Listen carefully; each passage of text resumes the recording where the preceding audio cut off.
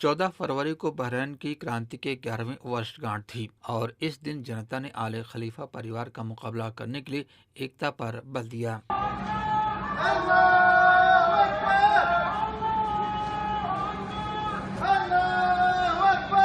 14 फरवरी 2011 को बहरीन की जनता बहरीन की आले खलीफा सरकार के विरुद्ध उठ खड़ी हुई थी।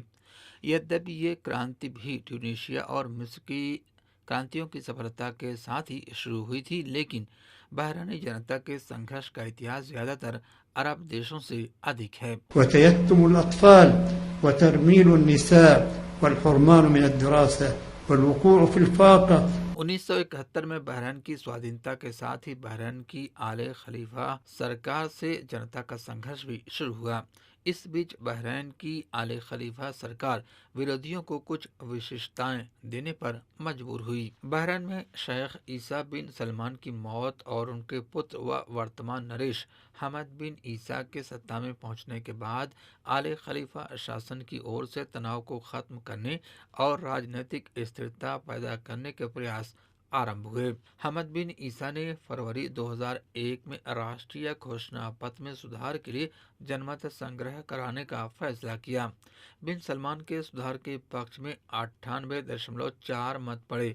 इस सुधार के अंतर्गत चयनित संसद के गठन, पालिकाओं को अलग करने, न्यायपालिका की स्वाधीनता, राजनैतिक महिलाओं के अधिकारों के समर्थन और नागरिक आज़ादी जैसी चीजों का वादा किया गया था। लेकिन ये घोषणा पत्र 2.5 साल भी नहीं चल सका और आले खलीफा शासन के हाथों इसकी धज्जियां उड़ गईं। अल विफाक पार्टी ने 2006 और 2010 के चुनाव में भाग लिया और क्रमशः 17, 18 और 40 सीटों पर विजय दर्ज की, लेकिन ये भागीदारी देश भर सत्तासीन तानाशाही व्यवस्था को ज्यादा कमजोर करने के मकसद से थी, न कि सहयोग के मकसद से। बहरीन की तानाशाही सरकार वर्ष 2011 की जन क्रांति से बुरी तरह बौखला गई थी, लेकिन उसे ये अंदाजा हो गया था कि देश की ये जन क्रांति मिस्र और ट्यूनीशिया की तरह उसकी सत्ता को उखाड़ फेंकेगी।